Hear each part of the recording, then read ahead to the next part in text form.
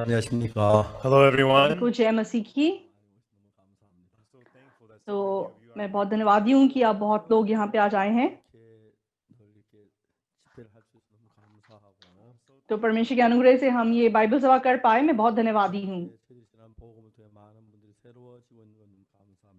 और मैं बहुत धन्यवादी हूँ कि इस बाइबल सभा के द्वारा सुसमाचार ने बहुत लोगों का मन बदला। तो आज हम यूहन्ना 4 से वचन देखेंगे। यूहन्ना 4 को खोलिए।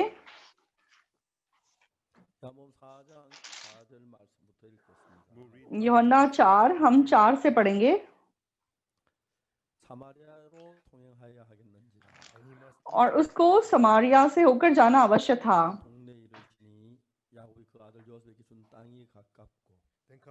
इसलिए वह सुखार नामक समारिया के एक नगर तक आया जो उस भूमि के पास है जिसे याकूब ने अपने पुत्र यूसुफ को दिया था।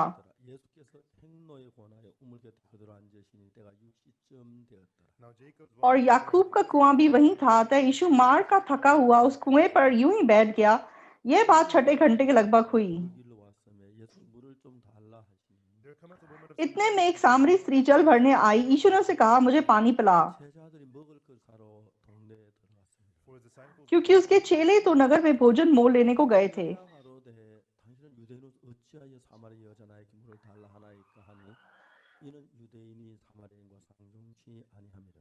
उस सामरी स्त्री ने उससे कहा, तू यहूदी होकर मुझ सामरी स्त्री से पानी क्यों मांगता है? क्योंकि यहूदी सामरियों के साथ किसी प्रकार का व्यवहार नहीं रखते।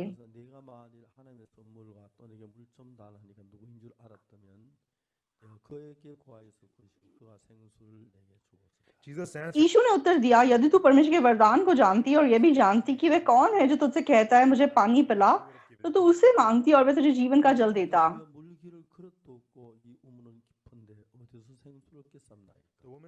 स्त्री ने उसे कहा, हे प्रभु, तेरे पास जल भरने को तो कुछ है भी नहीं और कुआं गहरा है, तो फिर ये जीवन का जल तेरे पास कहाँ से आया?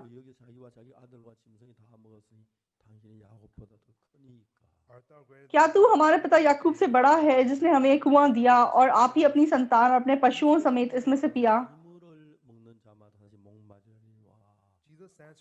यीशु ने उसको उत्तर दिया, जो कोई ये जल पिएगा वह फिर प्यासा होगा,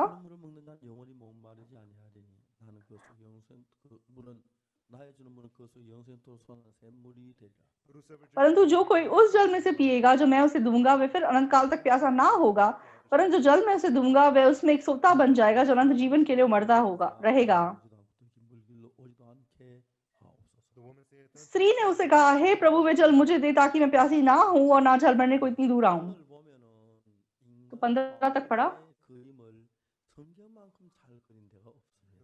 तो जब हम बाइबल को देखते हैं तो दुनिया में कहीं और मनुष्य के मन को इतने सुंदर तरीके से प्रदर्शित नहीं किया गया जैसे बाइबल में किया गया है। तो शुरुआत में मुझे लगता था कि बाइबल कुछ कहानियां बता रही है,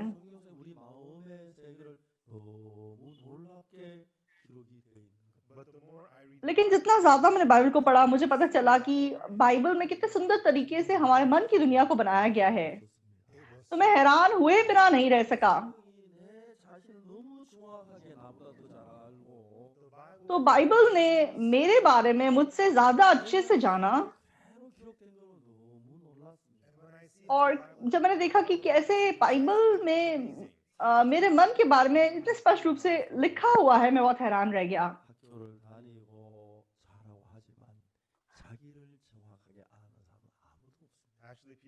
तो असलियत में लोग पैदा होते हैं, स्कूल जाते हैं और बड़े होते हैं, लेकिन कोई भी अपने बारे में स्पष्ट रूप से नहीं जानता। इसलिए जिस तरीके से वे खुद को देखते हैं, हाँ, मेरा ब्लड टाइप क्या है, मैं कितना लंबा हूँ, मैंने कौन से स्कूल से पढ़ाई की है, तो मैं कहाँ रहता हूँ, ये सब बातें लोग अच्छे से जानते हैं। लेकिन असलियत में मनुष्य अपने बारे में कितना स्पष्ट रूप से जानता है? वो अपने बारे में बिल्कुल नहीं जानता। तो लोग क्या सोचते हैं?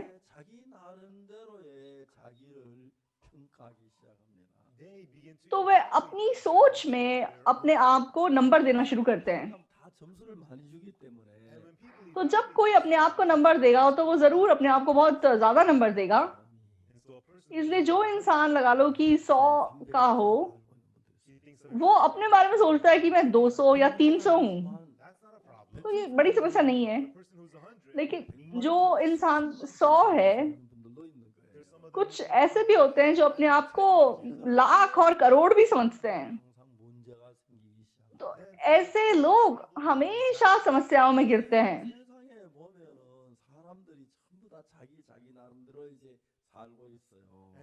तो इस दुनिया में हम देखते हैं कि सब लोग अपने आप से अपने तरीके से जी रहे हैं।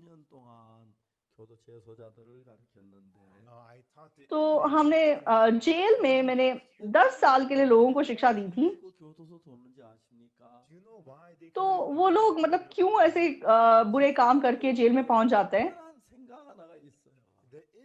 तो जो कैदी होते हैं उनके अंदर एक खास सोच होती है। तो यूहन्ना की किताब में व्यभिचार में पकड़ी गई स्त्री के बारे में लिखा हुआ है।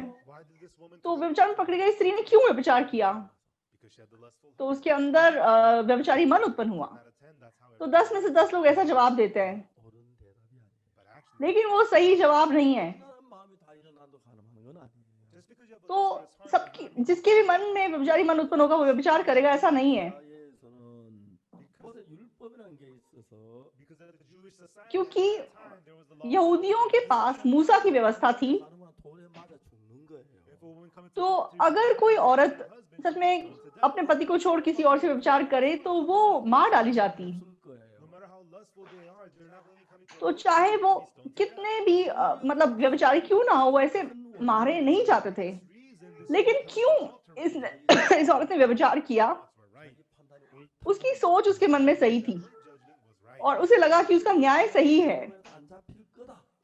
तो हाँ, अगर मैं ऐसे ऐसे ऐसे करूंगी तो मैं चाहे व्यभिचार करूंगी, मैं नहीं पकड़ी जाऊंगी।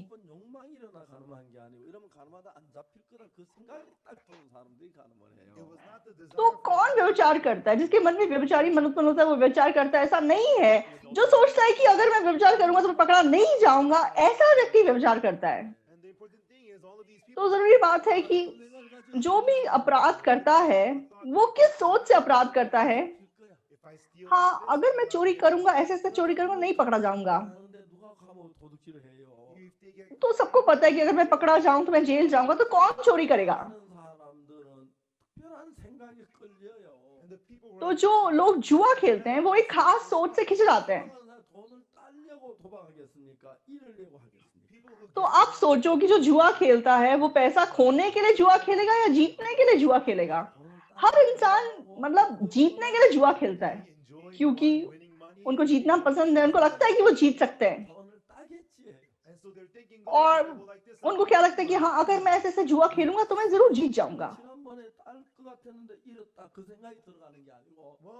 तो वो ये नहीं याद रखते कि हाँ, पिछली बार मुझे लगा था मैं जीत जाऊंगा लेकिन मैं हार गया था। उनके मन में ऐसा होता है कि इस बार मैं पक्का जीत जाऊंगा, फिर हार जाते हैं। लेकिन फिर उनके मन में इच्छा होती है कि मुझे जीतना है, फिर अगली बार उनको लगता है इस बार पक्का जीत जाऊंगा। तो ऐसा करते करते लोग अपनी सारी धन संपत्ति जुए में गवा देते हैं। चोरी करने वाले, व्यभिचार करने वाले सब इसी प्रकार है। तो अगर चोरी करने वाला ये सोचेगा कि हाँ, मैं पकड़ा जाऊंगा और मैं जेल में चला जाऊंगा, तो वो उसे डरेगा और वो चोरी नहीं करेगा। लेकिन जो चोरी करता है वो क्या सोचता है? ऐसे ऐसे करूंगा तो नहीं पकड़ा जाऊंगा। लेकिन करते हैं और पकड़े जाते हैं। और फिर जेल में जाके क्या सोचते हैं आप जानते हैं? मैं क्यों पकड़ा गया? हाँ, सोच के देखते हैं। हाँ, मेरे उँगली के निशान वहीं पे रह गए थे, इसलिए मैं कितना मूर्ख हूँ। तो अगर मैंने ग्लव्स पहने होते तो मैं नहीं पकड़ा जाता। तो अगली बार फिर चोरी करते हैं, फिर पकड़े जाता है। हाँ, इस बार मैं क्यों पकड़ा गया?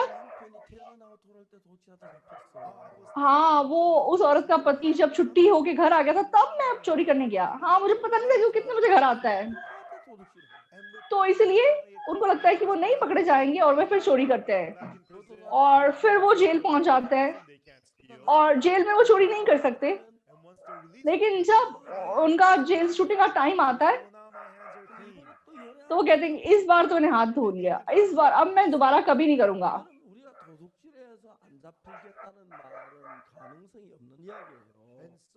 तो तो ये बोलना कि हाँ, मैं चोरी करूँगा लेकिन पकड़ा नहीं जाऊँगा, ऐसा नहीं होता है। तो कोई भी मतलब जेल जाना नहीं चाहता, इसलिए जिसको लगता है कि मैं पकड़ा जा सकता हूँ, वो चोरी नहीं करेगा। लेकिन जो जुआ खेलता है उसको लगता है कि मैं जीत जाऊँगा, जो चोरी करता है उसको लगता है कि मैं नहीं पकड़ा जाऊँगा, जो व्यभिचार करता है उसको लगता है कि किसी को पता नहीं चलेगा, इसलिए लोग ऐसे काम कर देते हैं। तो इसीलिए अगर मनुष्य अपने बारे में सही रूप से जानेगा, तो वो चोरी नहीं करेगा और वो पाप नहीं करेगा। लेकिन लेकिन लोग अपने आप पे विश्वास करते हैं, इसलिए उनको लगता है कि अगर मैं ऐसे करूँगा, मैं पकड़ा नहीं जाऊँगा।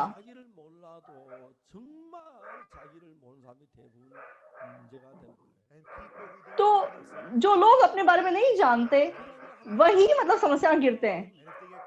और अगर वो एक बार, 2 बार पकड़े जाते हैं, हाँ, देखो मैं पकड़ा गया। हाँ, देखो मैं पकड़ा भी जा सकता हूँ। तो तब ऐसा इंसान अपने बारे में समझ सकता है। लेकिन थोड़ा बुद्धिमान व्यक्ति, तो वो पकड़े जाने से पहले ही पहचान जाता है कि मैं पकड़ा जा सकता हूँ और वो चोरी नहीं करता है।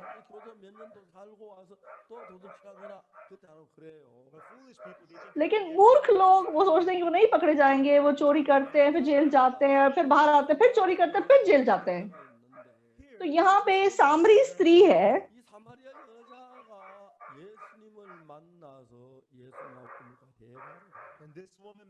तो ये सामरी स्त्री यीशु मसीह को मिलती है और कुएं के पास यीशु मसीह से बातचीत करती है। तो यीशु मसीह सफर कर रहे थे और वो थक गए और वो कुएं के पास बैठ गए। और जो चेले थे वो गांव में कुछ खाना खरीदने गए थे। तो यीशु मसीह अकेला था और सामरी स्त्री पानी भरने के लिए आई। यीशु मसीह ने इस औरत को कहा कि मुझे पानी पिला, और ऐसा करके इनके बीच में बातचीत शुरू हो गई। तो इस औरत ने देखा कि ये आदमी तो यहूदी है। तो समारिया है वो पहले इज़राइल की मतलब राजधानी थी। और पुराने ज़माने में इज़राइल के बहुत युद्ध हुए और आसपास के बहुत सारे देश जो हैं, जैसे कि आराम है, फिलिस्तीनियों का देश है, बाबिलोनिया का देश है। तो ये सारे मतलब इज़राइल के साथ युद्ध करने आते थे। तो दाऊद या सुलेमान के ज़माने में वो हमेशा जीत जाते थे। लेकिन बा बाद में मतलब ये लोग युद्ध हारने लगे। तो जब ये लोग युद्ध हारने लगे तो विदेशी आके समारिया पे कब्जा करने लगे।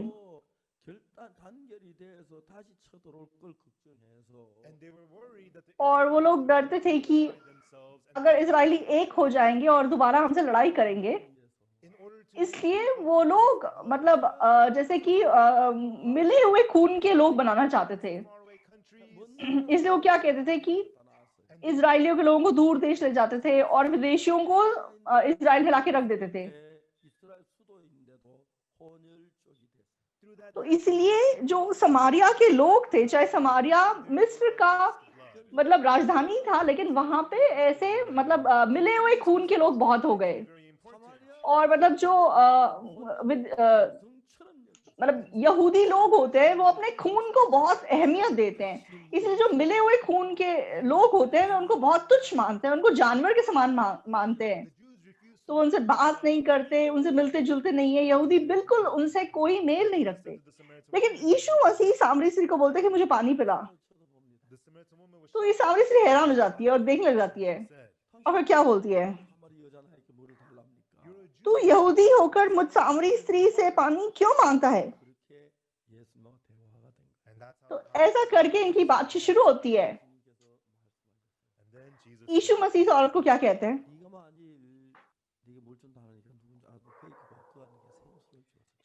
यदि तू परमेश्वर के वरदान को जानती और यह भी जानती कि वह कौन है जो तुझसे कहता है मुझे पानी पिला, तो तू उससे मांगती और वह तुझे जीवन का जल देता। तो ये औरत देखती है कि यीशु मसीह के पास पानी निकालने के लिए कुछ नहीं है और वो खुद प्यासा है और खुद मुझसे पानी मांग रहा है और वो मुझे बोल रहा है कि मुझे जीवन का जल देगा। तो इस बात को कैसे समझ सकती है? नहीं समझ सकती। और वो क्या जवाब देती है, हे प्रभु तेरे पास जल भरने को तो कुछ है भी नहीं और कुआं गहरा है, तो फिर वह जीवन का जल तेरे पास कहां से आया? तो वो बात करते रहते हैं और ये वो बात करते करते यीशु मसीह इस औरत को एक बात कहता है,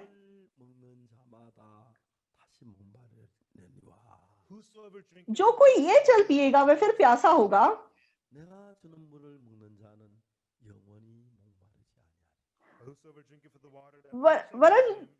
वरन जो कोई उस जल में से पिएगा जो मैं उसे दूंगा वह फिर अनंत काल तक प्यासा ना होगा। वरन जो जल मैं उसे दूंगा वह उसमें एक सोता बन जाएगा जो अनंत जीवन के लिए उमड़ता रहेगा। तो ऐसी बात सुनने के बाद सबसे पहली सोच आपके मन में क्या आएगी? क्या सोच आएगी? क्या क्या बात कर रहे हो? ऐसा कौन सा मतलब पानी होता है जिसको पी के प्यासी नहीं लगती? आपके अंदर जीवन के जल का सोता कहाँ से उमड़ सकता है? ये कैसे हो सकता है? ये असंभव सी बात है।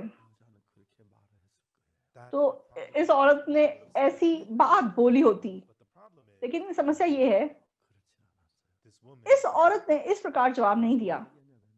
इस औरत ने क्या जवाब दिया?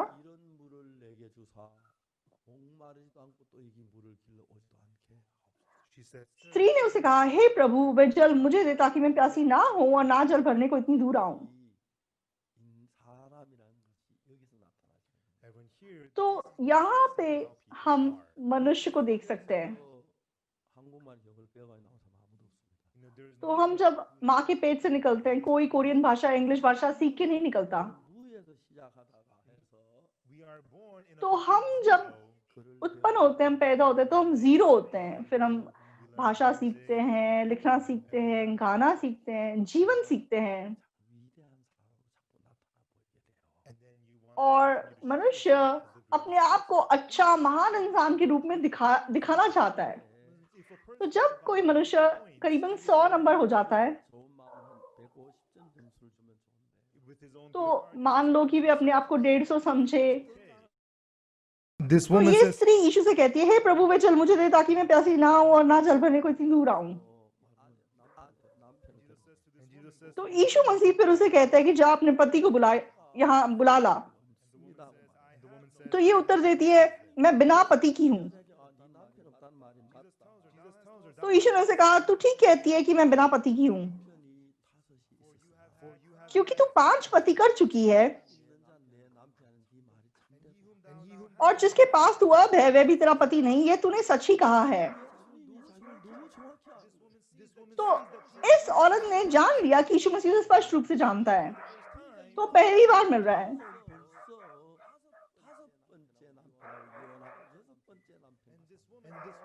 तो ये औरत मतलब 5 पतियों से तलाक ले चुकी है और छठे आदमी के साथ रह रही है। तो मतलब हाँ, ऐसा होता है कि शायद लोग तलाक ले लेते हैं। कभी कभी किसी औरत का पति मर सकता है और वो दोबारा शादी कर सकती है। लेकिन साधारण लोग जो तलाक से गुजरते हैं, सबसे मुश्किल चीज क्या होती है? उनको लगता है कि मैं महान हूं। जब वो ऐसा सोचते हैं तो वे अपने पति को तुच्छ मानते हैं। तो जब उनको पति तुच्छ नजर आता है तो कुछ हद तक अगर उनको अपना पति तुच्छ लगता है तो वे बर्दाश्त करके जी सकते हैं। तो मान लो अगर पति के पास कहीं जाने को, पति के अलावा कोई जाने की कोई जगह ना हो, तो मतलब वो पति उसके साथ ही रहेगा, लेकिन अगर उसके पास कोई और रास्ता हो तो वो तलाक ले लेगा। तो पति पत्नी एक दूसरे को प्यार करते हैं, इसलिए साथ साथ रहते हैं। तो अगर उनका मन एक हो तो वो क्यों तलाक लेंगे? क्योंकि उनका मन मेल नहीं खाता, इसलिए वो तलाक लेते हैं। तो पति को पत्नी के हिसाब से अपना मन मिलाना होगा, पत्नी को अपने पति के हिसाब से अपना मन मिलाना होगा, तो फिर वो लोग साथ अच्छी तरह रह सकते हैं। लेकिन दोनों में से एक भी अगर अपने आप को महान समझता है, हाँ मैं ठीक ठाक हूँ ऐसा समझे, तो मान लो एक औरत मतलब किसी आदमी को चोट पहुंचाती है, उसे दुख देती है, तो कौन आदमी उस वक्त रहना चाहेगा? और चाहे ऐसी बातें होती हैं फिर भी लोग साथ रह लेते हैं। लेकिन ज्यादातर लोग जो तलाक लेते हैं वो ऐसी बातों की वजह से तलाक लेते हैं। क्यों? कुछ औरतें अपने पति को बहुत तुच्छ मानती हैं और कुछ पति अपनी पत्नियों को बहुत तुच्छ मानते हैं, और जब उनका मन मेल नहीं करता तो वो तलाक ले लेते हैं। और चाहे वो पति पत्नी है, तो जब कोई पत्नी अपने पति को तुच्छ मानती है तो उसको नहीं पता चलता कि वह तुच्छ मान रही है। उसे लगता है कि मैं सही बोल रही हूँ, मेरा पति बेकार है, मेरा पति खराब है, हाँ मुझे ऐसा करना ही होगा, वो ऐसा सोचती है। तो ये औरत भी ऐसा जीवन जी होगी। तो उसने एक पति को छोड़ा,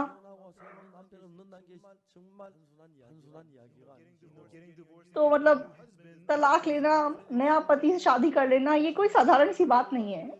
एक पति, दूसरा पति, तीसरा पति, चौथा पति, पांचवा पति, तो कौन इतनी बार अपने पति को बदलना चाहता है? तो जिस दौरान ये औरत ऐसे जीवन से गुजरी, क्यों ये आदमी मुझे छोड़ देते हैं? मैं महान हूं, तो क्यों ये मुझे छोड़ देते हैं? हो सकता है कि मैं सिर्फ महान नहीं हूं। तो ऐसा करके ये औरत अपने आप को धीरे धीरे ठीक कर सकी। तो उड़ाऊ पुत्र जब अपने पिता के घर को छोड़ के गया था, उसे लगता था कि वो महान है, लेकिन बर्बाद होकर वापस आता है। तो उस बर्बादी से गुजरने के बाद मनुष्य का मन नम्र हो जाता है, मनुष्य का मन नीचे चला जाता है। तो इस औरत ने क्योंकि 5 बार पति बदले थे, तो हर बार इसके मन को बहुत चोट पहुंची होगी और इसे पता चला होगा कि मैं कितनी दयनीय व्यक्ति हूँ। मुझे लगता था कि मैं महान हूँ, लेकिन हर बार आदमी मुझे छोड़ के चले जाते हैं। और ऐसा करके निरंतर इस औरत का मन नीचे जा सका। तो मनुष्य के घमंड से सबसे ज्यादा घृणा कौन करता है? परमेश्वर करता है। तो मैं जब तक 19 साल का था, मुझे लगता था कि मैं महान हूँ। तो आपको अपने आप को महान समझने के लिए असलियत में महान होने की जरूरत नहीं है। बहुत सारे लोग अपने आप को महान समझते हैं, लेकिन असलियत में वो कुछ नहीं है। तो 19 साल की उम्र तक मैं भी बहुत मूर्ख रूप से अपना जीवन जिया था। तो चाहे मैं कुछ नहीं हूँ, मुझे लगता था कि मैं ठीक ठाक हूँ, मुझे लगता था कि मैं महान हूँ। और 19 साल की उम्र में मैं जो भी कर रहा था, मैं हर चीज में फेल हुआ। परमेश्वर सच में मुझसे प्यार किया, तो परमेश्वर ने मुझे दिखाने के लिए कि मैं महान नहीं हूँ, तो मुझे बहुत दुख से गुजरना पड़ा, बहुत पीड़ा से गुजरना पड़ा, मुझे दूसरों के द्वारा तुच्छ माना जाना पड़ा, और मुझे पता चला कि हाँ मैं महान नहीं हूँ, मैं होशियार नहीं हूँ, मैं ठीक ठाक इंसान नहीं हूँ, मैं बिल्कुल बेकार का इंसान हूँ। तो ये सच्चाई का मैंने आविष्कार किया और बहुत अद्भुत रूप से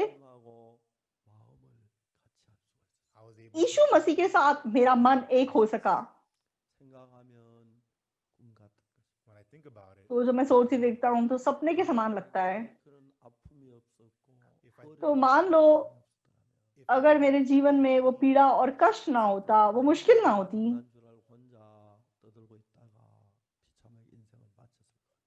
तो मैं पूरी जिंदगी अपने आप को महान समझते हुए दयनीय रूप से अपने जीवन को खत्म कर देता। लेकिन परमेश्वर ने क्योंकि मुझसे प्रेम किया, मुझे दिखाया कि मैं कितना बेकार का इंसान हूँ, मैं कितना बड़ा मूर्ख हूँ, मैं कितना घमंडी इंसान हूँ। परमेश्वर ने बहुत स्पष्ट तरीके से मुझे ये सिखाया, और क्योंकि मैं अपने विषय में ये जान गया,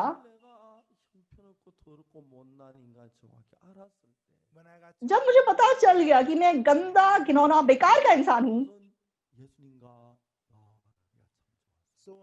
तो बहुत अद्भुत रूप से यीशु मसीह के साथ मन एक करना मेरे लिए बहुत आसान हो गया।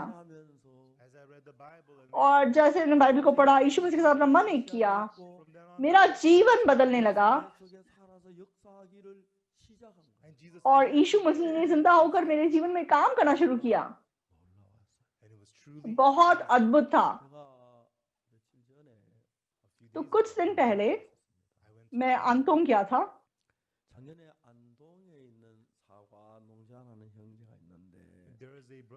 तो एक भाई है जिसका एक सेब का बाग है अंदोंग में। तो एक दिन हमारी छुट्टी थी तो हम सेब तोड़ने चले गए। हमने वहां जाके सेब तोड़े और कुछ हमें मिले, कुछ हमने खरीदे और हमने चर्च में लाके साथ साथ खाए। तो इस बार जब हमारा चूसक का त्योहार था, तो पिछली बार पास्टर पाक क्योंगजुन की शादी में, तो हमें कुमी में उनकी शादी हुई थी। तो वहां पे हमारी जो फिजी की एम्बेसडर है वो हमारे साथ गई थी। तो फिजी की एम्बेसडर साहब हैं, वो बहुत मतलब कोरिया घूमना चाहती थी। तो कभी कभार मैं जब अलग अलग शहरों में जाता हूँ तो मैं उनको साथ ले जाता हूँ। तो एक बार मैं संजू में उनको मतलब खरबूजे के खेत में लेके गया। तो मतलब अम्बासडर साहब और उनके साथ जो लोग आए थे, उन्होंने बहुत मतलब अच्छा समय बिताया और उन्होंने बोला कि अगली बार भी हमें फिर साथ लेके जाना। और मतलब हम छुट्टियों में कुमी गए थे। तो क्योंकि ये जो अम्बासडर है और उनके साथ जो लोग हैं, हम उनको सेब तोड़ने के लेके जाना चाहते थे। तो मुझे वैसे खुद को जाने का इतना मन नहीं था, लेकिन मतलब अम्बासडर साहब को अच्छा लगा ये सोच के मैं उनको ले गया। और मैंने वहां फोन किया तो उन्होंने बताया कि पास्टर हमने तो सेब सारे तोड़ लिए, अब नहीं है। तो मतलब सिर्फ गर्मियों में वहाँ सेब लगते हैं, पतझड़ के मौसम में नहीं लगते हैं।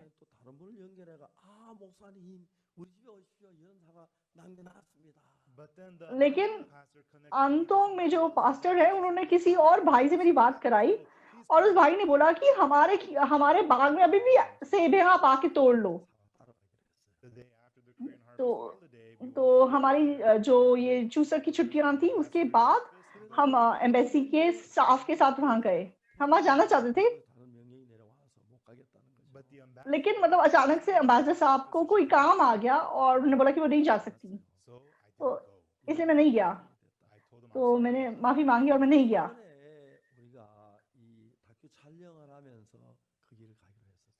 लेकिन इस बार जैसे हम ये डॉक्यूमेंट्री बना रहे थे, तो हम वहां जाने का हमने निर्णय लिया। तो हम बहुत धन्यवादी थे। तो मैं करीबन 5 साल पहले उस घर में गया था। तो 5 साल पहले वहां क्या हुआ,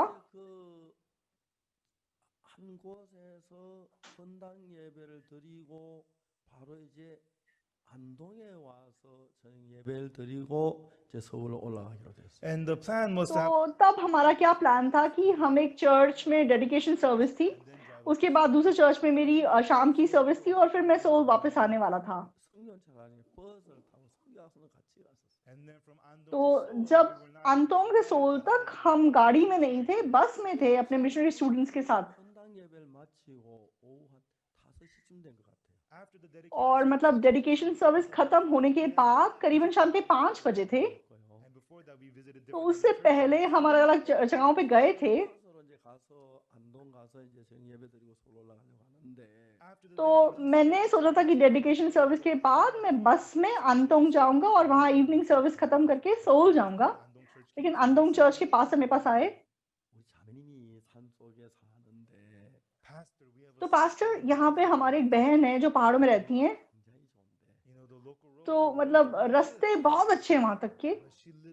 वो पहाड़ों के अंदर रहती है। 편찮은데 तो उनके पति का एक बाग है, आप एक बार जाके उनके लिए प्रार्थना कर सकते हो? मैंने कहा ठीक है चलते हैं। 앞에 큰 차를 몰고 자기 차를 몰고 온 뒤에 딴 성령사나 어디 같이 따라가고 तो वो बहन मतलब अपनी बड़ी गाड़ी में आगे-आगे गई और हम दूसरी गाड़ी में पीछे-पीछे उसकी गाड़ी के गए। 싫어요. और मतलब 근데 자매님 बहुत ही मतलब थोड़ा पथरीला सा रास्ता था। लेकिन वो वो बहन के गाड़ी में बहुत सारे सेब के बक्से थे, लेकिन वो अच्छे से गाड़ी चला रही थी। और 그 उसके जो पति हैं मतलब उनको पैरालिसिस हो गया था और वो ऐसे ही बिस्तर पे पड़े हुए थे। 만나다가 둘이 만나서 결혼했는데 तो वो दोनों असलियत में मतलब एक दूसरे को बहुत प्यार करते थे और पहाड़ों पे चढ़ना उन्हें बहुत पसंद पसंद था और उन्होंने ऐसे करके शादी की और वो यीशु मसीह को यीशु मसीह मतलब यीशु मसीह को मिल पाए। सबसे पहले उनकी पत्नी ने मतलब यीशु मसीह को मिलके पापों की क्षमा प्राप्त की 너무 기쁜 거예요. और वो बहुत खुश हुई। 주일마다 차를 타고 멀리 안동까지 교회를 다니는 거예요. तो वो हर संडे मतलब अपनी गाड़ी उठाती और पहाड़ों से नीचे अंदोंग तक चर्च में आती। 안동까지 가냐? तो पति बोलता था क्यों तुम इतनी दूर चर्च आती हो? 소에서 안동 교회를 못 가게 했어요. और बार-बार उसको सताव देता था और उसे अंतोंग चर्च जाने नहीं देता था। लेकिन फिर भी वो लगातार जाती रही। 형제자매는 모여서 구역 예배를 보는데 तो एक दिन उसके घर पे मतलब कॉटेज मीटिंग हो रही थी, भाई-बहन आए हुए थे। 뜨거운 물을 가지고 막 구역 방에다 퍼부어 तो वो पति इतना गुस्सा हो गया, उसने उबला हुआ पानी लाया और सारे भाई-बहनों के ऊपर पानी फेंक दिया। 먹진 않았지만 तो मतलब मतलब धन्यवाद की बात है कि किसी को ज़्यादा चोट नहीं आई, लेकिन वो बहुत अपनी पत्नी को सताता था। 남편이 और उस कुछ दिनों के बाद तो वो एक ट्रैक्टर चला रहा था और ट्रैक्टर पलट गया 한 산에 और मतलब पहाड़ों के बीच में 생명을 겨우 건졌어요. लगभग वो मरने वाला था, उसकी जान बच गई और तब से जैसे वो बिल्कुल जैसे पैरालाइज़ हो गया, हिल नहीं सकता था, बिल्कुल नहीं हिल सकता था। और उस दिन सुबह 새벽에 일찍 일어나서 तो पत्नी पत्नी सुबह-सुबह उठी और उसने अपने पति को बोला चल तो आप नहा लो। उसने अपने पति को नहलाया और उसको नए कपड़े पहनाए और उसको लिटाया और कहा पति 송송을 가야 하는데 तो आज मैं छनसोंग जा रही हूँ। 그 헌당 예배를 드리고 안동으로 가는 길인데 तो छनसोंग में पास्टर पार्क आए हुए हैं डेडिकेशन सर्विस के लिए और वो अंतोंग जाएँगे। 약속은 모르지만 잘하면 박 목사님 밑으로 올 수 있을 때 तो मैं पक्का नहीं बता सकती, लेकिन अगर हो सके तो मैं पास्टर पार्क को तुमसे मिलाने के लिए लेके आऊँगी। तो तुम यहाँ पे मेरा इंतज़ार करो। तो अपने पति को सुबह-सुबह बोल के वो आ गई और फिर वो छनसोंग गई और उसने सर्विस में भाग लिया और जब करीबन शाम हो गई, तो मैं उसके साथ उसके घर गया। 남편이 친구의 몸을 전혀 움직이지 못하고 तो उसके पति बिल्कुल मतलब लकवा लग गया था, उनको ऐसे ही बेड पे पड़े हुए थे। 악하게 살았다가 तो बहुत पहले मैं भी बहुत अंधकार में, बुराई में अपना जीवन जिया था। 거듭나게 됐어요. लेकिन यीशु मसीह के अनुग्रह से मैंने पापों की क्षमा पाई और नए सिरे जन्म पाया। 행복한 것이 और पास्टर बनने के बाद क्या चीज़ मुझे सबसे बड़ी खुशी देती है? 나쁜 인간인데 तो सच में मैं इतना गंदा, भयानक इंसान था। 사함을 받고 लेकिन जब मैंने सुसमाचार प्रचार किया तो लोगों ने पापों की क्षमा पाई और उद्धार पाया। और जब मैंने सुसमाचार प्रचार किया, प्रार्थना की तो लोगों की बीमारियाँ ठीक हुई। जब मैं देखता हूँ तो मैं इतना धन्यवादी होता हूँ। तो जहाँ तक हो सके तो मैं लोगों के लिए प्रार्थना करता हूँ और लोग ठीक हो जाते हैं। तो उस दिन मैंने इस बहन के पति के लिए 복음을 전했어요. 2 घंटे मैंने इनको सुसमाचार प्रचार किया 남편이 그날 제 사함을 받고 거듭났어요. और उस दिन पति ने पापों की क्षमा पाई और नए सिरे से जन्म पाया। 이 남편을 머리에 안수로 기도를 했는데 और उसके बाद मैंने इनके सर पे हाथ रख के प्रार्थना की 남편이 너무 건강하게 된 거예요. And the husband और ये हस्बैंड मतलब बहुत 가보니까 तंदुरुस्त हो गए। this time when we went, इस बार जब मैं गया 타고 he's riding an electric तो वो इलेक्ट्रिक व्हीलचेयर पे हैं। before he was पहले वो सिर्फ लेटे रहते थे, बिल्कुल हिल नहीं सकते थे, उठ नहीं सकते थे, बाथरूम में नहीं जा सकते थे। 길로 막 다니고 그러더라고요. but now he's riding the लेकिन wheelchair. अब वो व्हीलचेयर पे मतलब इधर-उधर पहाड़ों के अंदर कहीं-कहीं जाते हैं। 그런 모임 갖고 And when we went this तो time, we had इस बार हम गए और हमने वहाँ पे एक सर्विस की then what happened और was उसके बाद क्या हुआ, 딸이 전화를 했어요. my daughter तो अमेरिका से मेरी बेटी ने फ़ोन किया। 인사하고 나한테 인사한다 전화를 했는데 with the choir they तो wanted मतलब to say, क्वायर के साथ वो मुझे नमस्ते बोलना चाहते थे, इसलिए उन्होंने फ़ोन किया और मैं उनसे बात कर रहा था। 딸을 보더니 that brother तो saw my इस भाई ने मेरी बेटी को फ़ोन पे देखा, he said choir तो उसने director, कहा hello, क्वायर डायरेक्टर नमस्ते, please bring the choir आप अपने क्वायर को लेके मेरे बाग में ज़रूर आइए। the choir director तो ये क्वायर डायरेक्टर का मन इतना छुल गया। 합창으로 불러줬어요. and so on the तो spot the choir उस sang उन्होंने two वहीं songs, पे उनके लिए 2 गीत गाए। 너무너무 행복해요. and he answered तो the phone जब वो फ़ोन सुन रहे थे वो इतने खुश थे 다시 기도를 했어요. and as I और वापस आते हुए मैंने फिर उनके लिए प्रार्थना की। 잘못 펴는데 his hands were तो very stiff, उनके हाथ अभी तक मुड़े हुए हैं, वो ज़्यादा खुल नहीं पाते। his hands परमेश्वर इनके हाथ को सीधा कर दो, 집이 इनको लिखने दो। and everything changed अब मतलब उनका घर पूरा बदल गया है। 엉성했는데 before his तो house पहले उनका घर मतलब बहुत गंदा होता था, लेकिन अब साफ है 나무를 잘 심어놓고 and then और उन्होंने मतलब सुंदर से अपना बाग बनाया है और अच्छे से पेड़ लगाए हैं। me about that और उन्होंने मुझे बताया 농사지 사과의 전문 교육을 받았는데 he is a तो professional apple वे मतलब सेब को उगाने के लिए उन्होंने स्पेशल ट्रेनिंग पाई है। when the apples don't तो come out जब very well what you got to do is जब सेब अच्छे से नहीं लगते पेड़ों पे तो क्या करना पड़ता है, 안 맺는데요. even though it's the same तो tree some एक ही पेड़ में कुछ डालियों पे अच्छे से सेब लगते हैं, कुछ डालियों पे नहीं लगते हैं। 너무너 사람도 그런 게 있는데 you know तो apples पेड़ भी ऐसा होता है, इंसान भी ऐसे होता है। 어른들은 사이들이 다음에 결혼을 뭐 15살 장가 보내고 뭐 17살 보내고 그러잖아요. long time ago तो पुराने जमाने में बुजुर्ग लोग मतलब 15 साल 16 साल के बच्चों की शादी कर देते थे। 전에 꼭 자손을 갚고 싶어서 그런 거예요. because the adults want to क्यों? see their क्योंकि descendants before they वे मरने से पहले अपने मतलब पूर्वज को देखना चाहते थे, मतलब अपने अपने आगे की जनरेशन को देखना चाहते थे। 그 중에 하나가 तो पेड़ भी ऐसे ही होते हैं। if one of तो them मान लो कि worm, एक फल को कीड़ा लग गया, 다 싶으니까 the persimmon that's तो been eaten by the worm thinks तो "I'm gonna die मतलब soon." जो पेड़ होता है उसको लगता है कि मैं मर जाऊंगा, इसलिए उसको लगता है कि मुझे जल्दी से मतलब फल उत्पन्न करने हैं, इसलिए वो जो परसिमन का पेड़ होता है और फल उत्पन्न करता है। Farms grapes तो मैं किसी को जानता हूँ, वो अंगूर की खेती करते हैं। for fruits जब अंगूर दाखलता पे लाइक फल लगते हैं the peel 조그만한 게 나요. तो वे उनके छिलके उतार देते हैं और थोड़े बहुत छोड़ देते हैं। the vine feels तो फिर मतलब जो दाखलता है उसे लगता है कि मैं मरने वाला हूँ, fruits before तो वो और फल उत्पन्न करता है। ripens its grapes quickly तो एकदम से मतलब और फल लग जाते हैं। 이건 포도래요. and so the grapes और ripen about 10 days जब वो जल्दी पक जाते हैं तो बाकियों की तुलना में 10 दिन पहले मतलब वो अपने फल काट सकते हैं और वो और अच्छा लाइक उसे और अच्छे पैसे में बेच सकते हैं।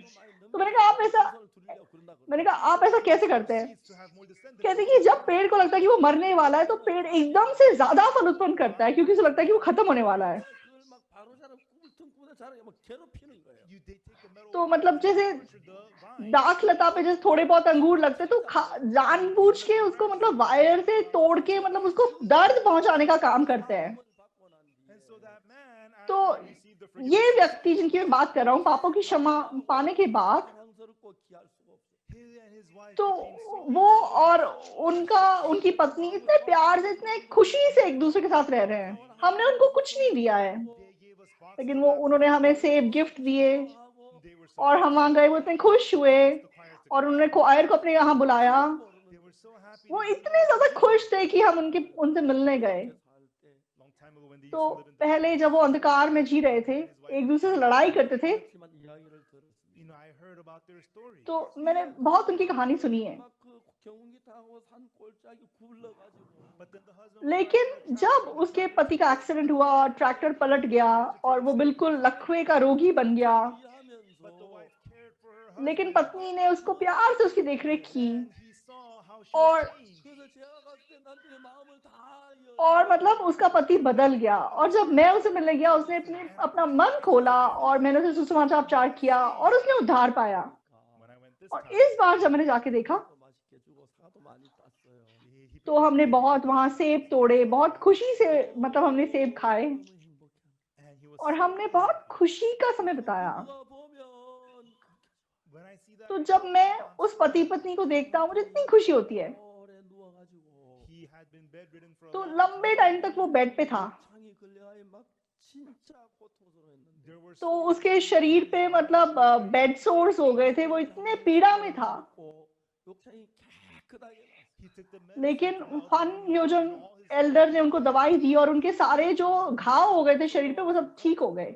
and then he had some problem with और his fingers and his legs. 그야 अभी तक मतलब उनके पैरों में और हाथों में कुछ प्रॉब्लम है, 일을 하더라고요. And now he लेकिन फिर भी वो व्हीलचेयर पे इधर उधर जाते हैं और अपना काम करते हैं। 좋겠어요. I think it'd be good if he could और बस अब वो चलने लग जाए तो बहुत अच्छा होगा, और हाथ थोड़े खुल जाए तो बहुत अच्छा होगा। 모든 게 but everything सब had कुछ to उनके जीवन में बदल गया है। 이게 달라져서 모든 걸 받아들여야 돼. you know for everything to तो change you have सब to कुछ accept बदलने के लिए आपको सब कुछ पहले स्वीकार करना होगा। जो लोग अपने आप को महान सोचते हैं, वो जो उनको पसंद आता है वो उसको स्वीकार करते हैं, जो उनके मन से मेल नहीं खाता उसको स्वीकार नहीं करते। the Samaritan woman. लेकिन ये सामरी स्त्री, क्योंकि ये 5 अलग-अलग पत्नियों से गुजरी थी, 고통과 괴로움을 겪으면 In her heart, तो she was इसने अपने मन में बहुत पीड़ा, बहुत कष्ट का सामना किया था 끊어져버린 and 거예요. her heart was और also crumbled उसका because मन टूट के बिखर चुका था। all her heart क्योंकि उसका मन टूट के बिगड़ चुका था, and so तो thankful. इसीलिए ये कितनी धन्यवादी चीज थी। Second Kings, तो दूसरे राजाओं में there's the prophet's son's wife. तो भविष्यवक्ताओं के चेहरों की पत्नी में से एक है, उसका पति मर गया। 죽자마자 As soon तो जैसे ही उसका पति मर जाता है, 있던 집에 나왔어요. as she left, तो वह भविष्यवक्ता के घर को छोड़ देती है। 장사를 돈을 벌어가 두 아들 잘 키우겠다고. and she was उसे gonna. लगता था कि वो बिजनेस करेगी, पैसे कमाएगी और अपने 2 बेटों को अच्छे से पालेगी। This woman did not. तो ये औरत पहले से ऐसी औरत होगी जिसका आत्मिक जीवन में रुचि नहीं थी। उसने अपने पति से शादी की And her husband और पति क्योंकि परमेश्वर विश्वास करता था 가서 거기서 이제 공부를 하고 있는데 정말 और and she found पति मतलब भविष्यवक्ता का चेला बन गया और वहां पे पढ़ाई करता था, लेकिन ये उस चीज को घृणा करती थी। लेकिन जब पति मर गया this woman didn't want to. तो इसे लगा कि और मुझे यहाँ रहने की क्या जरूरत है। She left तो वो उस मिशनरी स्कूल से बाहर आ गई और उसने सोचा कि मैं खुद अपने दोनों बेटों को पालूंगी। उसने बिजनेस किया but the business did और not business go well. Fail हो गया और उसके ऊपर बहुत सारा कर्ज चढ़ गया। She could not. अब उसके पास वो कर्ज चुकाने का कोई रास्ता नहीं था। The creditors came. तो जिसकी वो कर्जदार थी, वो लोग आए और बोला कि पैसे चुकाओ, 1 महीना रुक जाओ, Please give us 2 months. 2 महीना रुक जाओ। 그렇게 해서 And they did. एक बार 2 बार उसने ऐसा किया होगा, 생각했습니다. But the creditors, लेकिन जिनका कर्ज देना था उन्होंने क्या सोचा, this woman, हाँ इस औरत it's gonna be इस hard. औरत से पैसे मिलना मुश्किल है। 아니요 여러분 그 여자가 남편을 죽고 난 뒤에 If this, तो मान लो अगर ये औरत अपने पति की मौत के बाद, if her business, अगर इसने बिजनेस अच्छे से किया होता, or if there was a lot of अगर पति बहुत धन संपत्ति छोड़ के गया होगा, need for her to, तो उसे अपने मन तोड़ने की जरूरत नहीं थी। and she would think that she's. उसे लगता रहता कि मैं बहुत महान हूँ, But she had all kinds of. लेकिन उसके पास हर प्रकार का कर्ज था। 그 자기 두 아들을 종으로 갖다 데리고 와서 팔아먹으려는 거예요. And now the और creditors, अब जिनका इन्होंने कर्ज भरना है, वो उसके 2 बेटों को ले जाकर दास बनाना चाहते हैं। 생명천리 두 아들이 종으로 팔려가면 her precious तो sons, which were उसके 2 बेटे जो उसकी जान से प्यारे हैं, अगर वो दास के रूप में बिक जाएंगे, what hope तो ये कैसे, किस आशा से अपना जीवन जी सकेगी। 도저히 다른 방법이 없는 and this woman तो ये औरत के पास अब कोई रास्ता नहीं रह गया। 하나님의 사람 엘리사를 찾아왔어요. so she came इसीलिए वो परमेश्वर के भक्त एलीशा के पास जाती है and told him और अपनी परिस्थिति के बारे में उसको बताती है। 두 아이를 종으로 팔려고 합니다.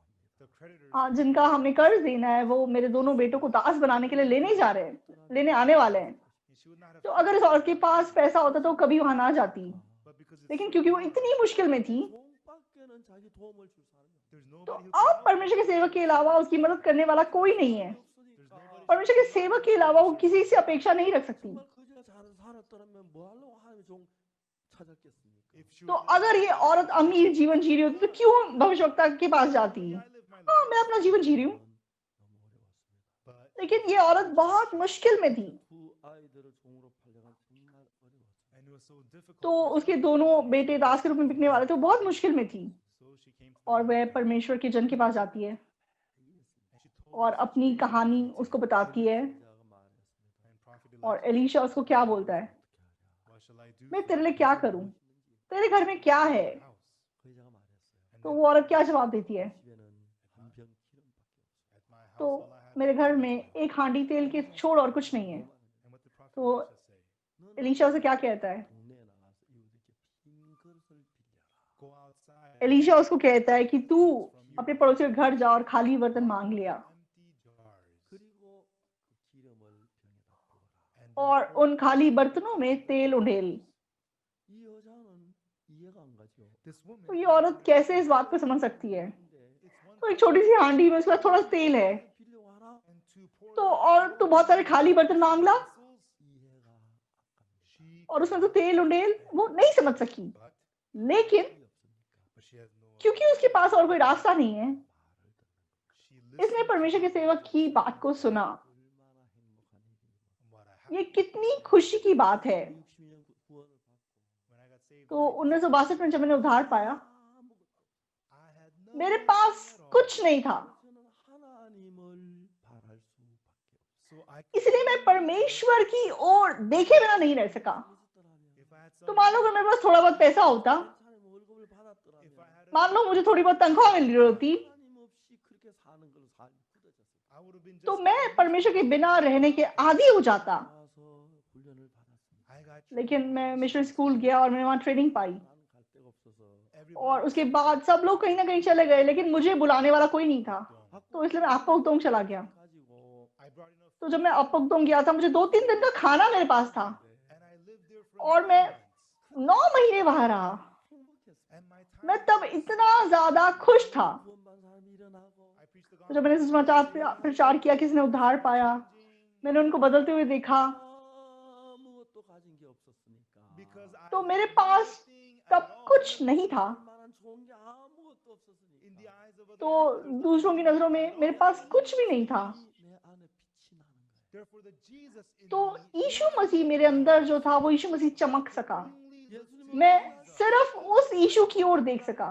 यीशु के अलावा मेरे पास निर्भर करने के लिए कोई नहीं था। I was an aqua- तो 9 महीने जैसे मैं अपोक्दोंग में रहा, 지금까지도 그와 살아 너무 기적적인 일인데 and even तो now, अभी भी जब मैं याद करके सोचता हूँ कि 9 महीने में जिंदा रहा, ये बहुत बड़ा चमत्कार है। rely on what मेरे Jesus पास has सिर्फ done. तब यीशु मसीह था।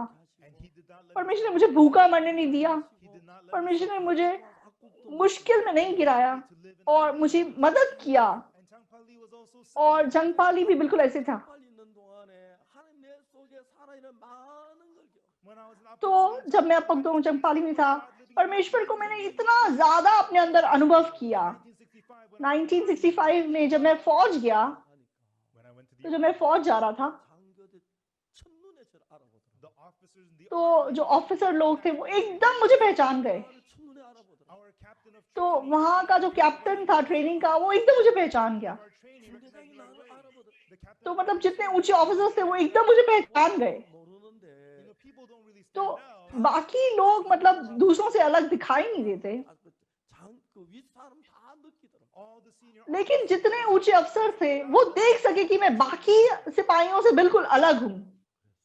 One time I said, तो एक दिन मैंने कहा, 용기수 왔습니다. and I told तो the मैंने कहा battalion, I have a request. मेरे कमांडर को सल्यूट मारा, मैं एक आपसे गुजारिश करना चाहता हूँ। क्या?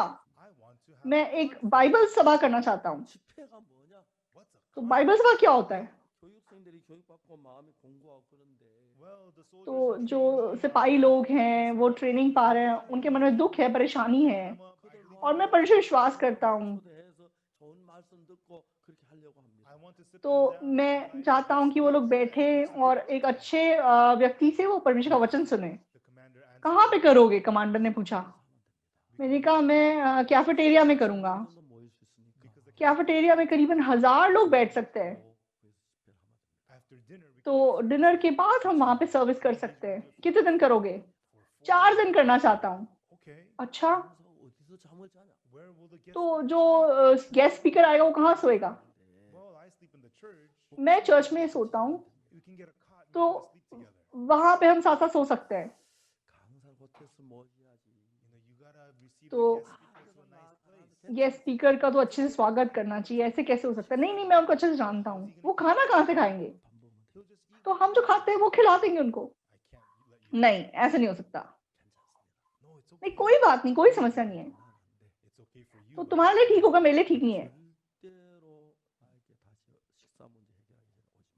Don't ever तो come जब back तक to तुम me. उनके खाने की समस्या नहीं सुलझाओगे तब तक मेरे पास मत आना. 그때 제가 집회를 한번 하고 싶었어요. I तो want मैं अपने बेस पे एक बाइबल सभा करना चाहता था. if I ask for it, I don't think I would get the permission. तो मुझे लगता है कि अगर मैं पूछता तो मतलब Missionary school. He had been to the army 군대 있는 거 너무 좋아하는 거예요. and he had so तो much मतलब fun being in the army. 중대장이 मैंने मतलब अपने एक जूनियर को बुलाया था मिशनरी स्कूल के, तो इसलिए उसे कोई प्रॉब्लम नहीं थी अगर वो आ भी जाता, लेकिन कमांडर इजाजत नहीं दे रहा था. तो मैंने प्रार्थना की परमिशन से. And so our base, तो हमारा जो बेस है, first commander is our base. 일본 사령부에 가면은 그 사령 군종 참모가 있어요. At the first तो army commander's base, मतलब जो फर्स्ट कमांडर का बेस था, religious soldier. वहां पे एक मतलब धर्म का इंचार्ज एक खास सिपाही होता है. मैं उस सिपाही के पास गया, मैंने उसे सल्यूट किया और मैंने उसे मतलब गुजारिश की. And they're chaplains and they ask, तो "Oh, you're from the वो लोग जैसे चैपलन होते हैं, Yes, I'm sorry. तो मतलब मैंने उनको जाके नमस्ते बोला और मैंने कहा मैं आपसे गुजारिश करना चाहता हूँ. You're having a 군종병이냐고 hard time." 묻더라고요. They asked me, "Are you तो a religious soldier?" 내가 군종병 했지요 뭐. I acted as the religious soldier. तो मतलब हमारे बेस में तब कोई जैसे रिलीजियस सोल्जर नहीं था, कोई चैपलिन नहीं था. I want to तो have मैं दूसरी जगह किसी को पूछने के लिए गया और मैंने उनको बताया कि मैं यहाँ पे बाइबल सभा करना चाहता हूँ, लेकिन जो कमांडर है वो इजाजत नहीं दे रहा है. क्यों वो इजाजत नहीं दे रहा है? 식사 문제 군인 밥. तो जो वक्ता आएगा, जो स्पीकर आएगा, उसको खाना क्या खिलाएंगे, ये समस्या नहीं सुलझ रही. हाँ, ये तो सही बात है, ये तो मुश्किल चीज है. well, then let me give तो you a call. मैं एक बार उनको फोन करता हूँ. 대위고 And so the तो captain of the command, the platoon, the तो company commander is a captain. जिससे मैं बात कर रहा था वो एक कैप्टन था 군종 참모 실장이었어요. And he और वो मतलब and he was the मतलब जैसे वो administrative. एडमिनिस्ट्रेशन का इंचार्ज था, रिलीजियस काम के एडमिनिस्ट्रेशन का इंचार्ज था. Oh, is this the training base he called? 예, 그래서 तो उसने फोन किया, 들었는데 I heard. तो उसने कमांडर को फोन किया और बोला कि मैंने ओक्सुपाक से एक बात सुनी है, मैंने सुना है कि वो बाइबल सभा करना चाहता है. And he explained the situation. और उसने मतलब ये सब बताया उसको. Yes, I've heard. I know. हाँ, मैंने सुना, उसने मुझे आके बताया था. Just company commander. तो give उसने us कहा the कि permission. आप इसको इजाजत दे दो, मैं बाकी चीजों को मैं सुलझाऊंगा, मैं ध्यान रखूंगा. He was a high officer in the senior और वो एक base. ऊंचा ऑफिसर था, He gave us the permission. इसलिए कमांडर ने परमिशन दे दिया. And when I returned to my और जब मैं वापस आया 그 정말 정치하고 다니는 the company commander, तो वो कमांडर बहुत गुस्सा हुआ. क्यों? अच्छा, मतलब तुम इधर उधर जाके गलत तरीकों से अपने काम करवा रहे हो. 같이 강사하고 식사 큰목집에서 같이 식사를 하고 and that night the chaplain तो invited me उस रात मतलब चैपलिन ने मुझे और अतिथि वक्ता को अपने घर बुलाया, अपने घर खाना खिलाया. we ate the army food. और उसके अगले दिन The conference was really मतलब good. एनी हाउ हमें परमिशन मिल गया और हमने वो बाइबल सभा किया. 좋은 여러 가지가 많이 있습니다만은 And you know, तो सच में मेरे पास बहुत सी ऐसी अच्छी यादें हैं, but what makes लेकिन me सबसे खुशी से भरी हुई बात क्या है? 그걸 보니 그렇게 행복해. when I see people who are miserable, जब मैंने देखा कि दुखी लोग मुझसे मिलने के बाद खुश हो जाते, तो ये चीज मुझे सबसे बड़ी खुशी देती है. 뭐 행복한 I am so तो मैं बहुत ज्यादा खुश व्यक्ति हूँ. 내가 압곡동에 가서 한 사람들 구원받을 때 행복했고 I was so तो happy जब when I was in Apokdong. अपोकदोंग में एक करके लोगों ने उद्धार पाया तो मैं बहुत खुश हुआ. So the case in Champali. और जंगपाली में भी ऐसा ही था. 뭐 너무 행복한 And in the army, when the और soldiers in training got saved, जब फौज में मेरे साथ जो सिपाही थे वो उद्धार पाते तो मैं इतना खुश होता. they got saved, मैंने जब से उद्धार पाया, I wanted to मैं प्रभु के लिए काम करना चाहता था. 목사가 된다고 상상도 해본 적이 없어요. लेकिन तब मैंने कल्पना भी नहीं की थी कि मैं पास्टर बन सकता हूँ. 하나님의 은혜로 복을 전하게 and allow लेकिन परमेश्वर ने अनुग्रह से मुझे सुसमाचार प्रचार करने दिया. 나는 늙어 죽을 때까지 한 열댓 명 앉혀놓고 하다가 तो मुझे लगता था कि मैं जब तक बूढ़ा हो जाऊंगा, मर जाऊंगा, तब तक मैं 10-20 लोगों के बीच में सेवकाई करते हुए मर जाऊंगा। 세계를 맡기시. लेकिन परमेश्वर ने जैसे पूरी दुनिया मेरे जैसे इंसान के हाथों में सौंप दी। जब मैं इसके बारे में सोचता हूँ तो मेरी आंखों से आंसू निकलते हैं। जब मैं एक दिन सुबह उठा तो इंटरनेट पे इतने सारे लोगों की गवाही आती है जिन्होंने उद्धार पाया। 뭐 외국의 불어도 잘 모르고 그다음에 에스파뇰도 잘 모르고 중국어도 모르고 좀 그런데 तो जो विदेश के लोग हैं, ना तो मुझे फ्रेंच आती है, ना तो मुझे स्पेनिश आती है, ये सब भाषाएं आती हैं। 그래서 이번 집회에서 구원받는 간증을 쭉 올리면 लेकिन हमारे मिशनरी लोग अलग-अलग देशों में हैं और वो गवाहियाँ भेजते हैं कि इस सभा के द्वारा इसने उद्धार पाया, उसने उद्धार पाया। मैं सारी गवाहियाँ पढ़ भी नहीं पाता क्योंकि इतनी गवाहियाँ आती हैं। 5월 달에 할 때 한 10억이 들어와서 우리 말씀을 들었는데 तो पिछली बार मई में हमने बाइबल सभा की थी, करीबन 100 करोड़ लोगों ने वचन सुना। 10억이 이 말씀을 듣고 있다고 But 들어요. this time it's so और इस बार मैंने सुना है कि करीबन 200 करोड़ लोग वचन सुन रहे हैं। सचमुच में ये काम मनुष्य के द्वारा नहीं हो सकता। 한 사람 있는데 there's so तो इस दुनिया में कितने महान बड़े-बड़े लोग हैं, 인간을 들어서 그들에게 복음을 전해 너무 감사한 거예요. but God लेकिन परमेश्वर ने मेरे जैसे तुच्छ इंसान को इस्तेमाल किया और उन तक सुसमाचार पहुंचाया। मैं इतना धन्यवादी हूँ। 선지자 생도의 아내에게 God तो परमेश्वर ने भविष्यवक्ताओं के चेलों की पत्नी को, 다 제하시고 the heart that तो मैं महान हूँ, मैं अच्छी हूँ, मैं ग्रेट हूँ, ऐसे मन को उसके मन से हटा दिया 어려움을 주셔서 and gave her और उसको ऐसी हालत में डाल दिया जहाँ उसके 2 बेटे दास बनने वाले हैं। 바라보고 의지하도록 만드신 거예요. और क्योंकि उसके पास और कोई रास्ता नहीं था, इसलिए वह परमेश्वर पर निर्भर किए बिना नहीं रह सकी। 길이 없어서 하나님 의지하도록 그렇게 가면 고생스럽고 and it's very painful तो for you when such you में go to a path where you have no आपके पास मान लो बहुत रास्ते हों और आपको परमेश्वर निर्भर करना पड़े तो आपके लिए मुश्किल होगा। मान लो आपके पास, 돈을 의지하지 않냐 चाहे आपके पास not rely on 내 money. 실력을 의지하지 하나님 चाहे आपके पास पैसे हो, आपके पास काबिलियत हो, अगर आप उन चीजों पर निर्भर ना करके परमेश्वर पर निर्भर करके जिएंगे 베푸시고 Then God तो परमेश्वर आपको अनगिनत आशीष देगा। as I preach तो जैसे मैंने सुसमाचार प्रचार किया, 할 해마다 하나님 놀라웠게 나 같은 못난 인간이 들었어요. 그게 너무 신비한 거예요. every year तो परमेश्वर ने मेरे जैसे तुच्छ इंसान को हर साल अद्भुत काम करने के लिए इस्तेमाल किया। मैं कितना धन्यवादी हूँ। and that is तो बहुत मुझे ये चीज अद्भुत लगी। 다 바쳐도 아깝지 않겠다는 तो मैं अपना पूरा जीवन भी अगर इस काम के लिए दाव पे लगा दूं तो वो भी कम है। 걸 이야기하고 तो रोज मैं पूरा दिन बाइबल के बारे में दूसरों को बताता हूँ और लोग उद्धार पाते हैं। 감격스러운 거예요. मैं कितना ज्यादा धन्यवादी हूँ। 꼴 같아. it felt like I तो was मुझे ऐसा लगता है कि मैं सपना देख रहा हूँ। 인간인데 I'm a pathetic मेरे जैसा तुच्छ इंसान what am I मैं क्या हूँ?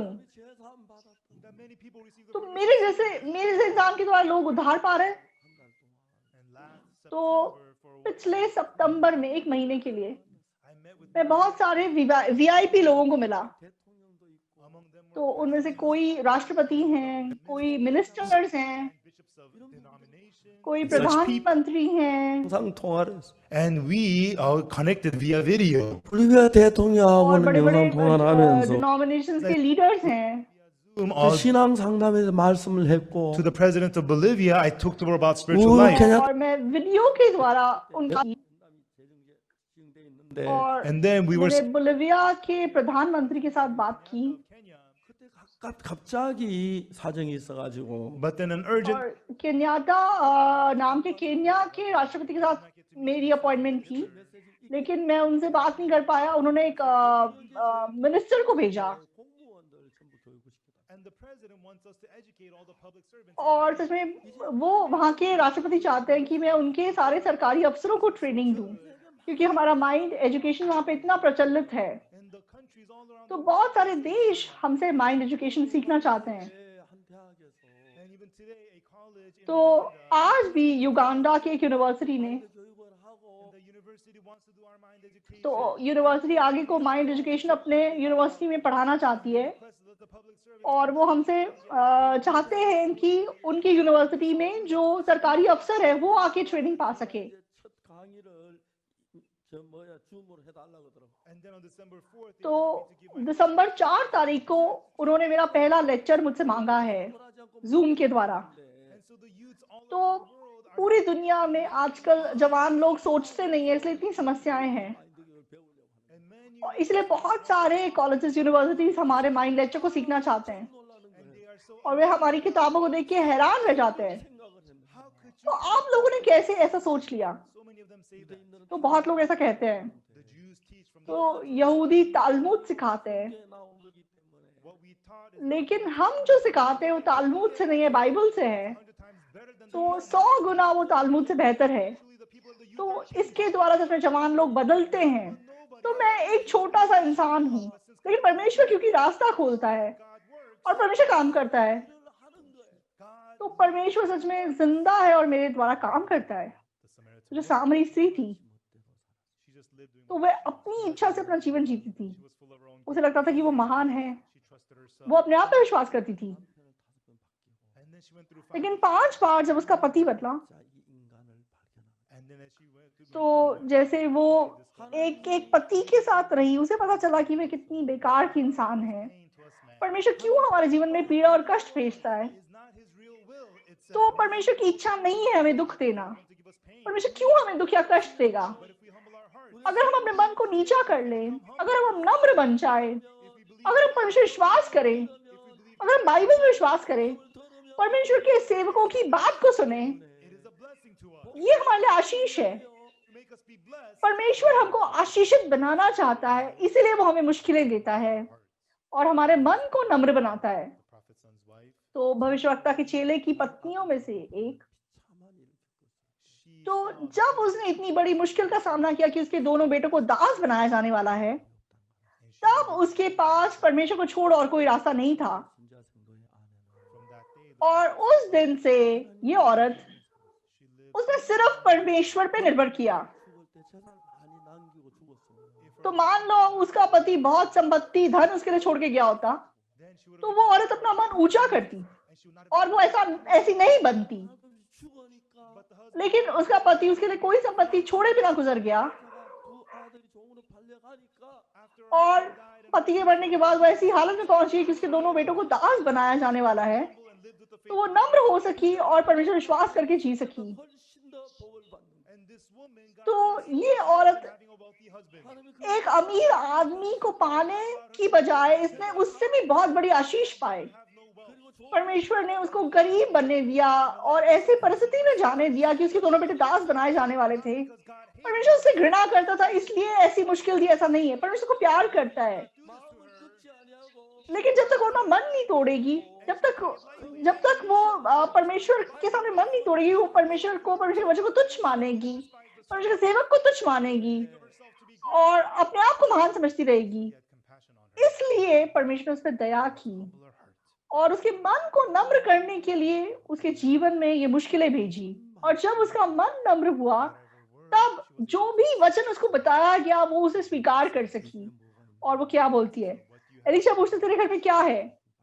मेरे घर में हांडी भर तेल को छोड़ और कुछ नहीं है। तो तू सारे पड़ोसियों के पास जा, खाली बर्तन ले आ और सारे बर्तनों में तेल भर दे। तो एक हांडी तेल में आप एक बर्तन में तेल उंडेल सकते हो, इतने सारे बर्तनों में कैसे उंडेल सकते हो? चाहे औरत समझ नहीं सकी, लेकिन परमेश्वर के सेवक के वचन को सुनकर इसने बिल्कुल वैसे ही किया। बहुत सारे खाली बर्तन ले आई और अद्भुत रूप से परमेश्वर ने काम किया। तो उसके बेटों ने कमरा बंद किया और तेल उंडेलते गए। तो वो छोटे से बर्तन में जो तेल था, वो बड़े बड़े बर्तनों में भरने लग गया।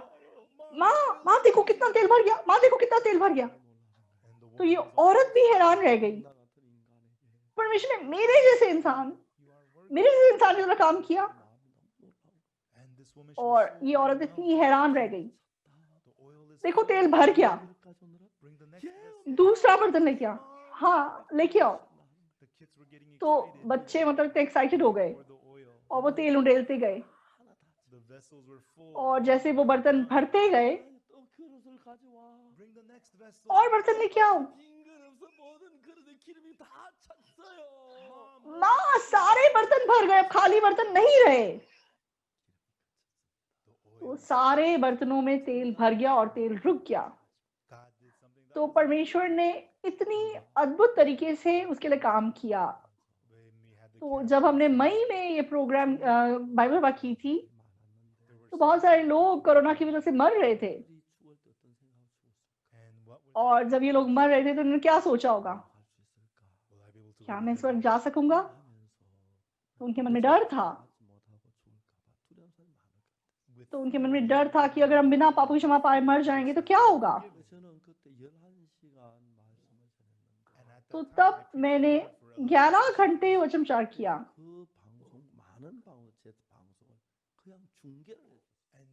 और तब बहुत सारे टीवी स्टेशंस ने उस कॉन्फ्रेंस को दिखाया, और जिन लोगों ने उन वचनों को सुना वो सब लोग इतने उससे प्रभावित हो गए और बहुत सारे लोगों ने उद्धार पाया। तो जो सारे टीवी चैनल्स थे वो बड़े खुश हो गए। तो ब्राजील में एक टीवी है जिसका नाम हेल ब्राजिलियो है।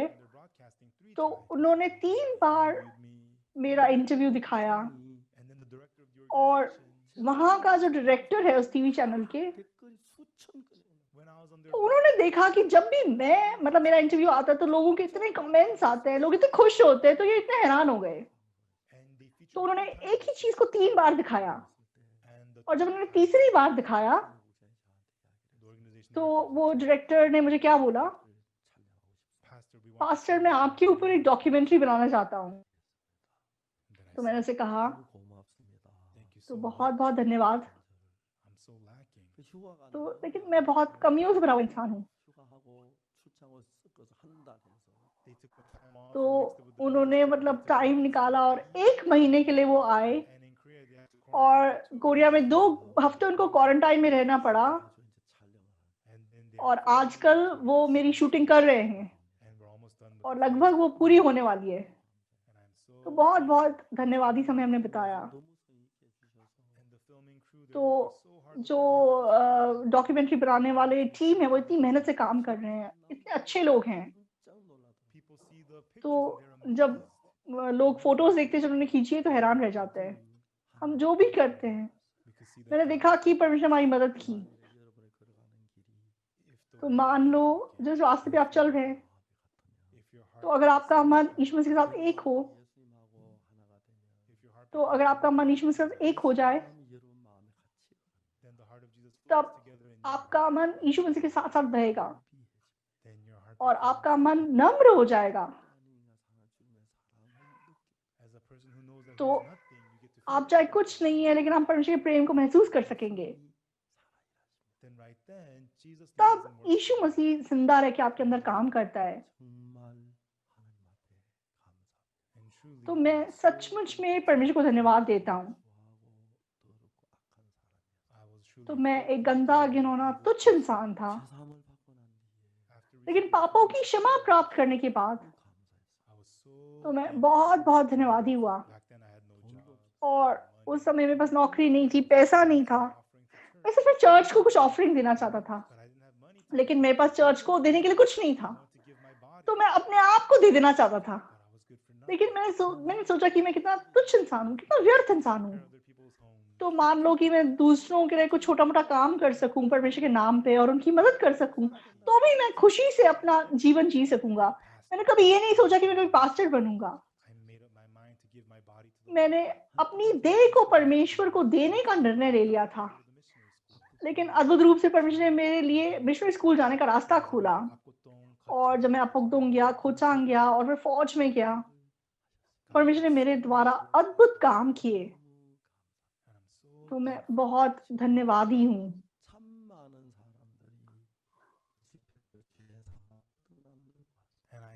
तो मैंने देखा कि अब कितने सारे लोग हमारे कॉन्फ्रेंस के द्वारा पापों की क्षमा पाते हैं और नए सिरे जन्म पाते हैं। तो सच में ये करने वाला मैं नहीं हूँ, परमेश्वर ने किया है। तो अब मेरी उम्र बहुत ज्यादा हो गई है, तो बहुत कम लोग हैं जो मेरी उम्र तक सेवकाई करते हैं। तो शायद मैं सोल शेयर में सिर्फ अकेला हूँ जो इस उम्र में सेवकाई कर रहा है, लेकिन परमेश्वर सच में जिंदा है, मेरे द्वारा काम कर रहा है।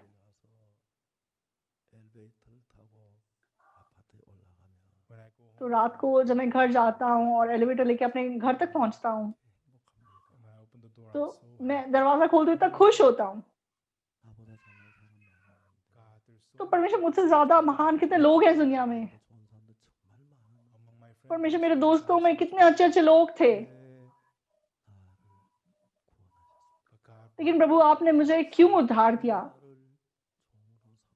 why? प्रभु आपने क्यों मुझे अपना सेवक बनाया? Because I'm the क्योंकि मैं सबसे तुच्छ था, because I was the क्योंकि मैं दुष्ट था। 동료 목사들께 얘기합니다. occasionally तो I मैं tell बहुत my बार pastor, अपने कलीग पास्टर्स को बताता हूँ, 낮아지면 if we become humble and if we तो जब हम नम्र होते हैं और नीचा होते हैं 사람들 무시하기도 하고 sometimes तो लोग हमें तुच्छ मान सकते हैं और हमें can belittle us, छोटा मान सकते हैं, but who cares about that? लेकिन उससे क्या फर्क पड़ता है?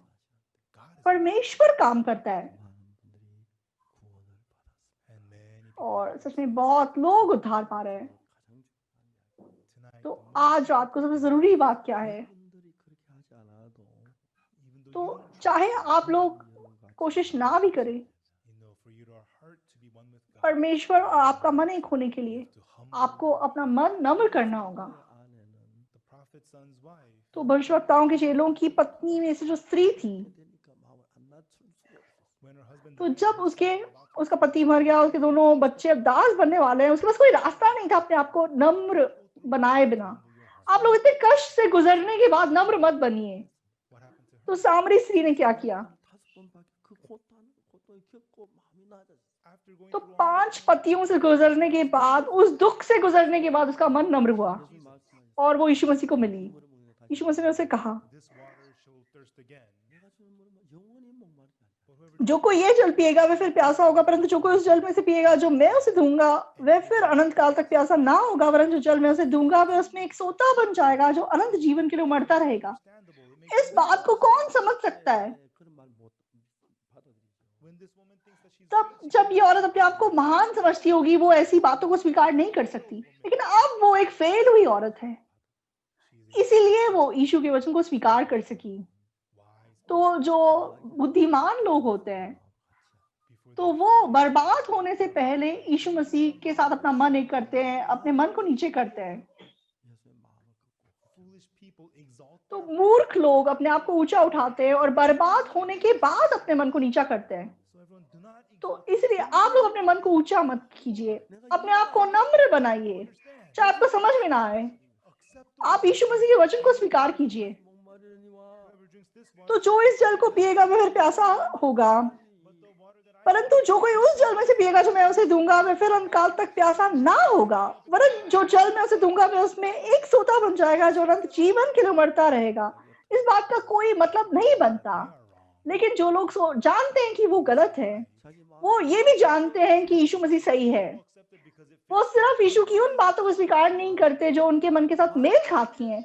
चाहे उनके मन से मेल ना खाए, चाहे इस बात का कोई मतलब नहीं बनता, word क्योंकि प्रभु के शब्द हैं, इसीलिए वो उसे स्वीकार करते हैं। 하나님 모든 사람 만들어가고 있어요. that is how तो God- ऐसा करके परमेश्वर एक एक इंसान को बना रहा है। 하나님의 사람이 되면 and when if you become people of तो God like जब that, आप इस प्रकार परमेश्वर के जन बन जाते हैं, 무슨 문제가 되고 안에 तो आपकी हर समस्या यीशु मसीह की समस्या है problems and become blessed और with God. 연결해 또 आप 하나님의 यीशु का आशीष पा सकते हैं। As I lived through the तो many जैसे मैंने अपना जीवन जिया, मैंने ये वो बहुत समस्याओं का सामना किया, was with me, लेकिन यीशु मसीह मेरे साथ था। and no matter what problem I मैंने जो भी समस्या का सामना किया, 주시는 걸 볼 수가 있어요. मैंने देखा कि प्रभु ने अनुग्रह दिया और सच में आशीष दिया। in 87 my stomach तो was sick. 1987 में मेरे पेट में बीमारी थी, 9 my heart was sick. 1999 में मेरे दिल में बीमारी थी, In these things God लेकिन हर बात में परमेश्वर ने अनुग्रह दिया 잡아주셨고 and God got my high और मेरा ब्लड प्रेशर हाई था, परमेश्वर ने उसे ठीक किया। and God so परमेश्वर अद्भुत रूप से मेरे जीवन में काम कर रहा है, मुझे इस्तेमाल कर रहा है। 은혜를 베푸는 as I worked for तो हजारों तरीके से परमेश्वर मुझे अनुग्रह दिया जब मैंने उसके लिए काम किया। 마음을 높이라 그럽니다. occasionally तो शैतान निरंतर मेरे मन को ऊंचा करने की कोशिश करता है। तू अच्छा कर रहा है, exalt तू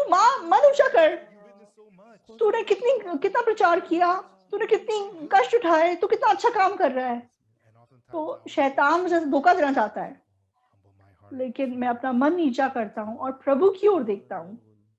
प्यारे भाई बहनों, in front of the Holy पवित्र परमेश्वर के सामने 마음을 겸비하게 하고 may we all हमें अपने मन को नम्र रखना है। be arrogant अपने आप को घमंडी मत बनाइए। we are used to हम सच में बेकार के तुच्छ इंसान हैं, sin 감사 हम पाप से भरे इंसान हैं, धन्यवादी मन से humble your heart in front of God. 다른 आप परमेश्वर के सामने अपना मन नम्र कीजिए। In front of other दूसरों के सामने अपने आप को ऊंचा उठाना कोई बात नहीं, लेकिन अगर आप परमेश्वर के सामने अपने आप को नम्र बनाएं people, seek God 하나님을 और परमेश्वर को खोजें, परमेश्वर की सेवा करें, परमेश्वर के लिए जिएं, and love, परमेश्वर से प्यार करें, 여러분 세상에 뭘 가진 것보다 복되게 then He will have तो you वो be more blessed than आपको इस दुनिया में किसी से भी ज्यादा आशीषित बनाएगा।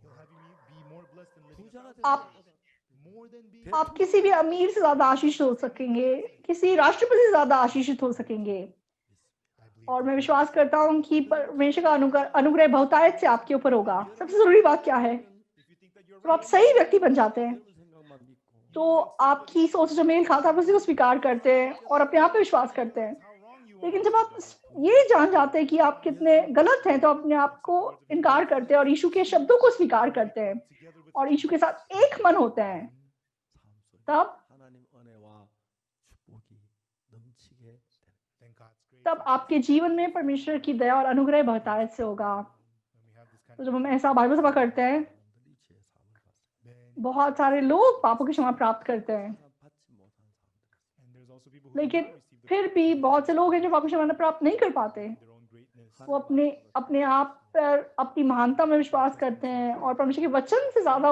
वो खुद पे विश्वास करते हैं। Jesus, यीशु मसीह के सामने भी they cannot be blessed वो सच में आशीष नहीं पा सकते। 한 종이 되고 in front तो of परमेश्वर के सामने हम निकम्मे दास है and completely deny और हम पूरी तरीके से अपने आप को इनकार कर सके and become people who believe in God. और हम ऐसे लोग बन सके जो परमेश्वर विश्वास करते हैं और परमेश्वर को ऊंचा उठाए Profitable you are. और हम ये देख सके कि हम कितने निकम्मे हैं। 야생의 아내처럼 다 망해서 마음을 낮추지 말고 Don't be तो like आप the sons of चेलों की पत्नी के समान बर्बाद होने के बाद अपना मन नीचा मत करिए। 하고 마음을 낮추지 말고 सामरी स्त्री के समान 5 बार तलाक से गुजरने के बाद अपना मन नीचे मत कीजिए। 편 있는 사람은 if you have a husband, आपके पास अगर अभी पति है, 하고 be thankful अपने पति को धन्यवाद दीजिए for your heart. और उसके सामने अपना मन नीचे कीजिए। Also true अगर आपके पास पत्नी है तो आप उसके सामने अपना मन नीचे कीजिए and और आप God and live for God. परमेश्वर की ओर अपना मन डालिए और परमेश्वर के सामने जिए। परमेश्वर ना केवल आपके पाप को क्षमा करेगा, परमेश्वर आपको अनगिनत आशीषों से भर देगा। Your life as well. Let us pray. प्रार्थना करेंगे।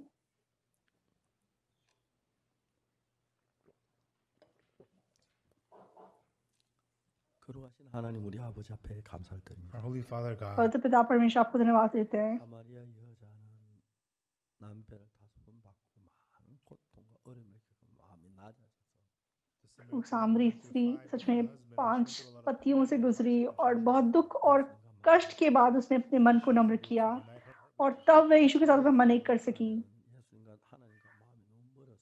the prophet's son's wife, प्रभु भविष्यवक्ताओं के चेलों की पत्नी का मन भी सच में भविष्यवक्ता से परमेश्वर से दूर था, लेकिन उसका पति मर गया, उसके ऊपर बहुत कर्ज आया और सब कुछ खो देने के बाद जब उसके 2 बेटे दास बनाए जाने के लिए लेके जाने वाले थे, तब उसने अपना मन नम्र किया। 우리 은혜를 입어서 God, प्रभु हम आपका अनुग्रह प्राप्त कर सकें, 우리 재난을 주고 고난을 주지 않아도 so that even though Prabhu, you give us hardships, हम पीड़ा और कष्ट को से गुजरने के बाद अपना मन नम्र ना करें।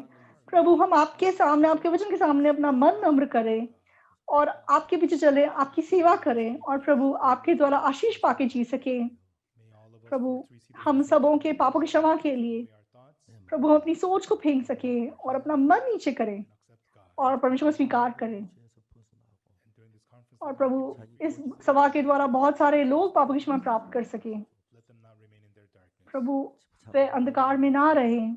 Please give grace to everybody else. प्रभु आप सबको अनुग्रह दीजिए। आपको धन्यवाद देते हैं, यीशु मसीह के नाम से प्रार्थना करते हैं, आमीन। 감사합니다. Thank you. धन्यवाद।